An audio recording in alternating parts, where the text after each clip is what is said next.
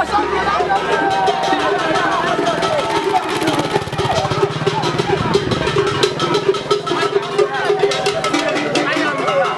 don't want rubbish here.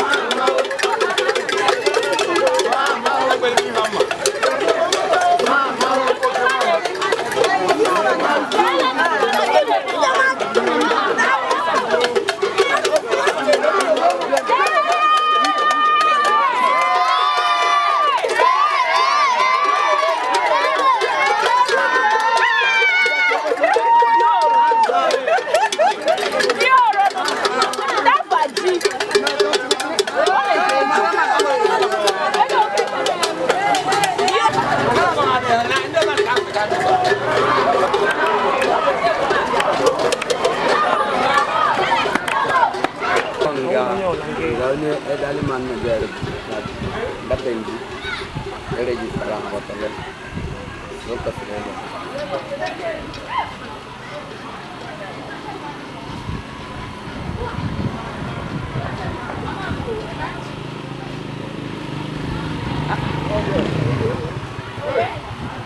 qual?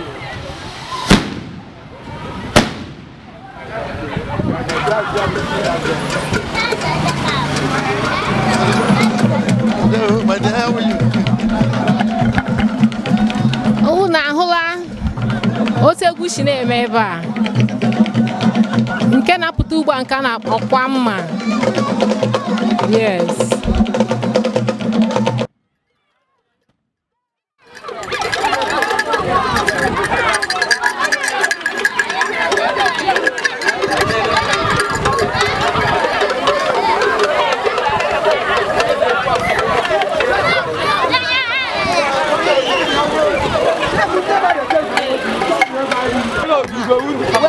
No, but you.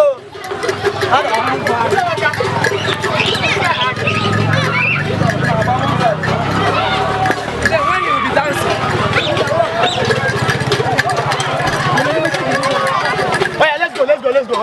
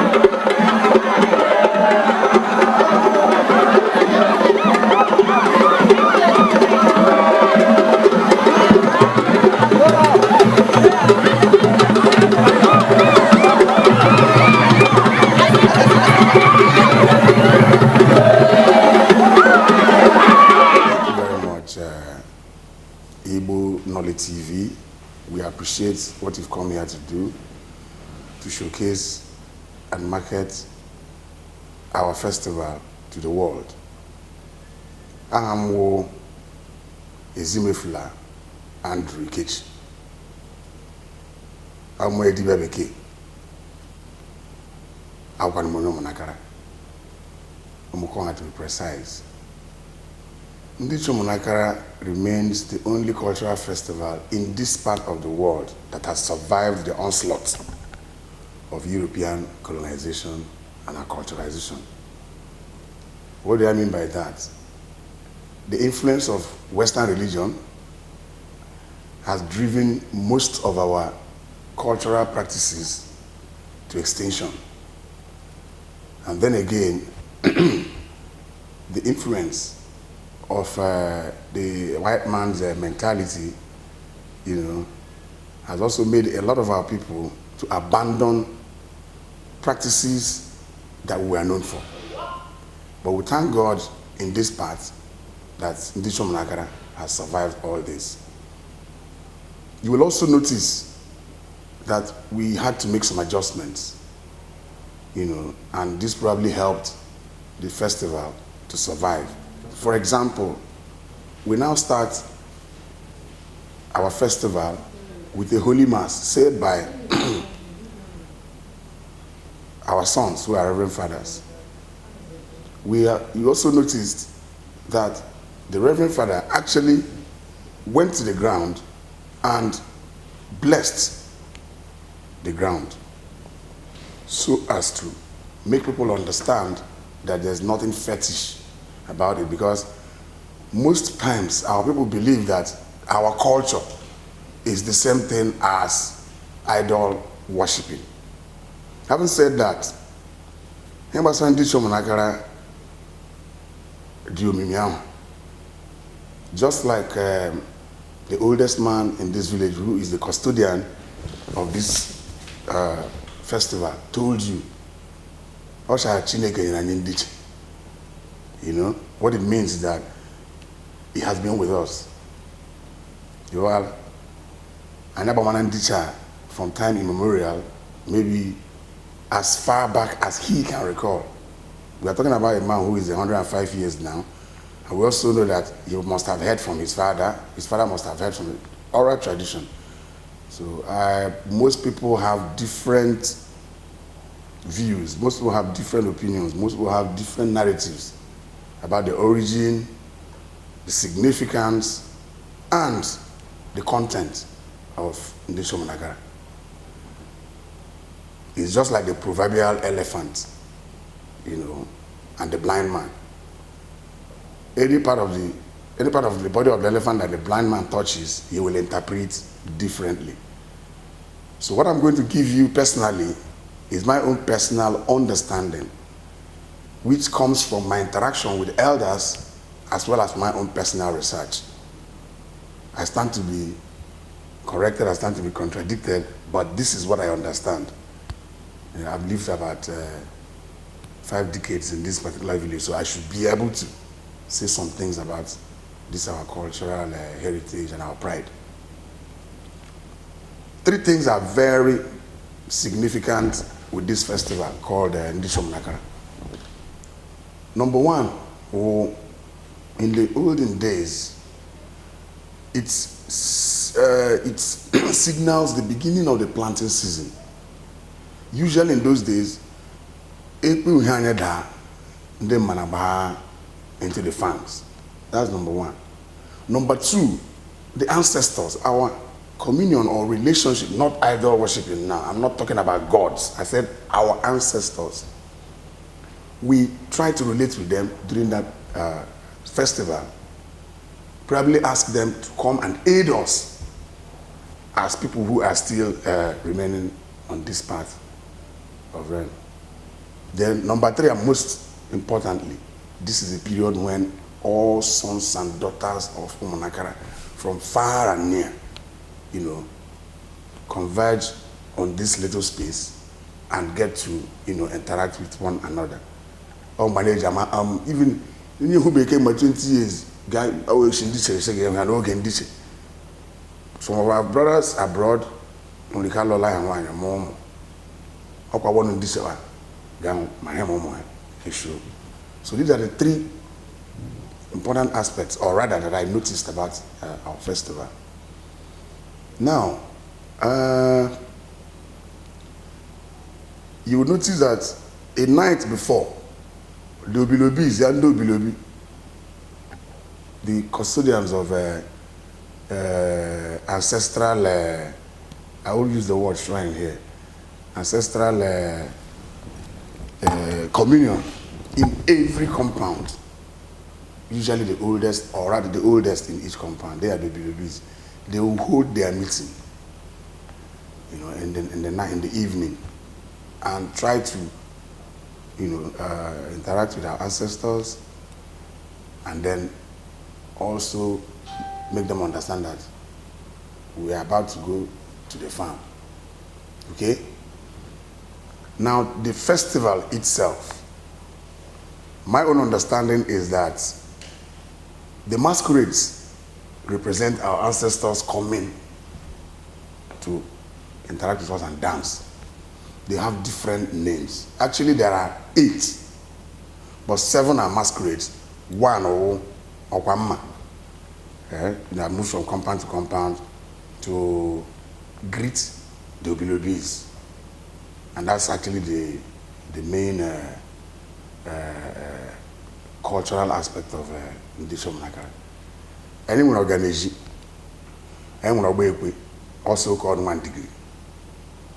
Anyone mami wata, anyone onyara, anyone onyapanshi, anyone onyibi, mwenwa bodobede.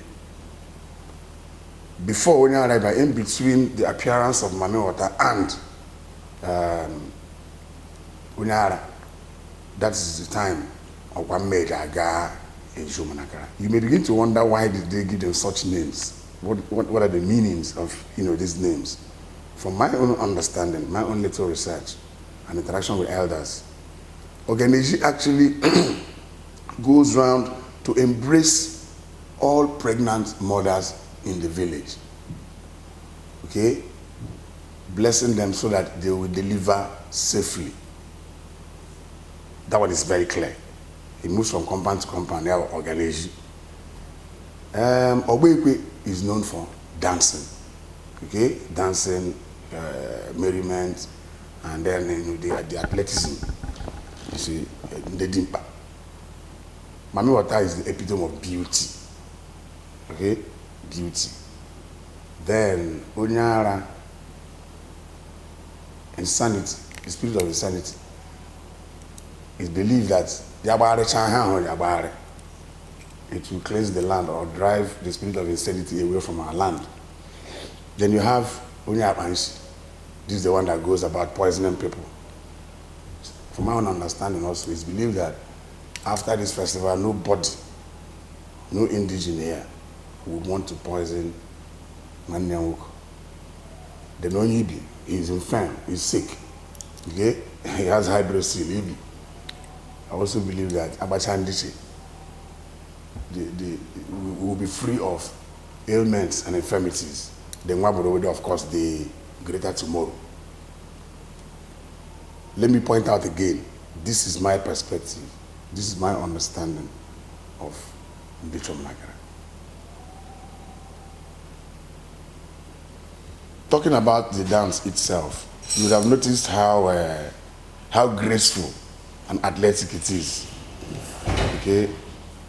It's played with 7 different wooden gongs, or ikoro, as we call it in Igbo land. And you also notice that there is a big, there's one big gong, and then relatively smaller, progressively smaller gongs. The small ones, the 6 small ones, are responsible for the rhythm of that music, while the big one dictates the dance step of the masquerade or whoever is dancing. Okay, and then our masquerades are called Mwabaluni, while the festival is Ndiche Umunakara. Thank you once again. Thank you very much, Igbo Knowledge TV for coming to cover this rich cultural festival. And I encourage you to continue doing what you are doing by promoting Igbo culture. And I also urge people, to look into Igbo Knowledge TV. I'm encouraging them to patronize and watch programs of Igbo Knowledge TV so that our Igbo culture will not die. Thank you very much. Once again, I am Dr. Ezimefla and so the enthusiasm Ndiche, the same enthusiasm the Christendom Ejenwe about Christmas. However, that does not depict the fact that we are Christians. But this is what we call, or what I termed as our cultural heritage. In the sense that it depicts a lot of significances, of which one of them will Mba Eje Bido Afo for Eko Ubo. I bata Ndiche Anye Bido Komo Ubo.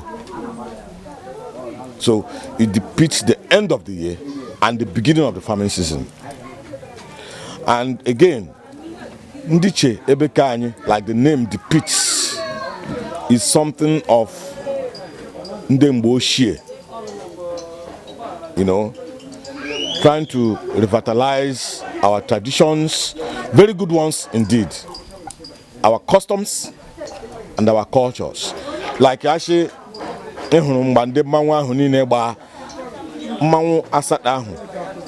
all of them with its own significance. Each and every one of them will hold a representative, of which EJ to the elders, they will also tell you in details what each and every one of them depicts. So I jabba with all passion and with all enthusiasm, because it is a time of love, time of peace, the time you ease yourself of any animosity, of any acrimony between you and your brothers and sisters and village man and all that. It's a time of peace. In fact, any time any Ndiche go one against Oku, you have to resolve. There are rules and regulations that binds you, So in general, Ndiche is a culture of peace, or a culture of love, and or a culture of unity.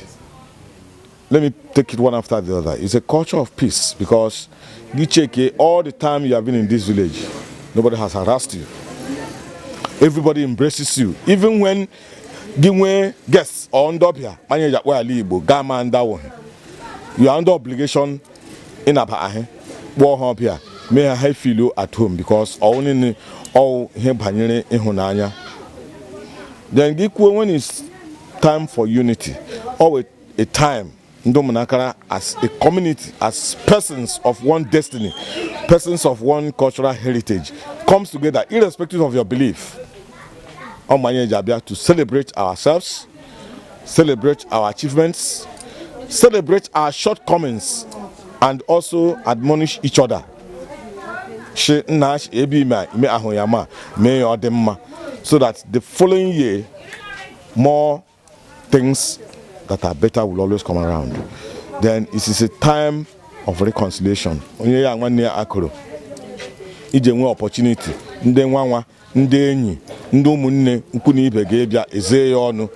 After Ndiche, the next day is always a significant day of reconciliation. Everybody will reconcile, looking forward to the next festival, so that Abia the next time is going to be better, more fun, more unity, more love and unity. So Ndiche Bekanye Magbage, in all honesty, is not fetish. But unfortunately, a lot of people do not understand that because of their different beliefs. Some of them out of ignorance, some of them out of personal fears, some of them out of lack of knowledge, like Akponso Kuyanyam Ashi, Ndi Umunakara Imerienwe na adaheri because nenwe amamihe enwe hokugishi. If you translate it to English, my people perish because of lack of knowledge. So a lot of us say that, all women marry and all that. They are doing that because of lack of knowledge, because they don't know the in-depth of the culture. It's a culture of love. Like I said earlier, it's a culture of peace. It's a culture of unity. So that's the much I can tell you now. In actual more details about it is something we can sit down and possibly get to the most elderly who knows better than I do, of course. But let me not take the fact away from the fact that I grew up with a man who died at the age of 101. That's my father. So he told me much about it. And the much I know is what I'm telling you now. Everything. And way more things you think you want to know, if you dig deeper, possibly you might get some other things that I'm not privy to know. But on the surface and on the average, it's all a culture of peace, love, and unity. Then by extension, after the day, you reconcile with anybody who you're in with a problem with, and everybody goes ahead. And that is the beginning of our new year. There were. Sa okwano Igbo actually ụmụnnem na ụmụnnam he mere no ndị Igbo anyị brabale asụsụ anyị lekwa omenala anyị ohucha Imo Umunakara Imerienwe Ngor Okpala. So achọkwa mbaja achi olu gị were anya na mbara dịka wara he mkpuru gị eri iche ndị Igbo Nollywood maka ọwala gị họfara anyị kwu awụ ha awụ omenala anyị ha akwa n'asụsụ anyị ka anyị kpesịrị ị na-akụziri ụmụ anyị ma ha na-etofu emume anyị akpanya anyị kwuachi ha omume udo, emume ịhụnanya, emume ọganihu, emume nwanne na nwoke onwekọ onye mejọrọ nwara ya ga ya agbalụla gị mana chi ndị Igbo ndị Nollywood kpejiri kpọọ ya na ha bekee chi aka anụ mere anya hụbe ya mbọ unu mejie unu nakpa eme na-eji ihu anyị ga na-ele anya chi ahụ ọzọkwa mgbe anyị ga-ime ya n'oge obi ọzọ onwe ha anyị nwere ike imenu anyị ga-ime ya n'nwe ike unu enwe ike na-abịa because ụwa niile na mba niile na Ibadan kwesịrị ịmachi enwere ihe dị Ndiche Umunakara Imerienwe Autonomous Community nọ ime Ngor Okpala Local Government nke mpaghara Imo State nọ n'obodo Nigeria. So anyị shi ndị Igbo Nollywood nganu jijichie n'ike maka na ndị anyị jakpọ ndị ofe mmanụ nwekwara ka ehi, ndị anyị jakpọ ndị ugwu nwekwara ka ehi. Unu adala mba maka na shi onye akụrụ aka ụzọ shi ịnọ ya shall know ya means ọkọrọ onwe ya ọnụ. But ebe anyị nwere enu anyị enwe ndị olileanya nwee ntụkwasị obi shi ahụ ọzọ unu ga-mbịakwa ihe ndị anyị agbahụ na ahụ ọzọ unu ga-ama anyị ike nke Chineke anyị ma achọ ga-emezu ya na mara onye nwe anyị bụ Jesu Kristi na ndị nna nna anyị anyị ji akpọ ndị Ndiche ụkwụnụ jiri bịa ụkwanụ gị iji alakpu akpọkwa gị kpọnụnụ onye ire gị hụnụnụ pahanụ jiri bịa wute obiọma na obi ụcha ọkpakpanụ gị iji lakpuo wute obiọma na obi ụcha. Ihe ndị a niile ka m kwuru shi a na-ekekere ụwa wụ Chineke ọkaka bi n'igwe wụ onye mara na ihe niile n'elu ụwa na nke nọ ime mmiri ma nke n'eluigwe. So anyị shi ndị Nollywood ndewonu Chineke gozienu goziekwa anyị.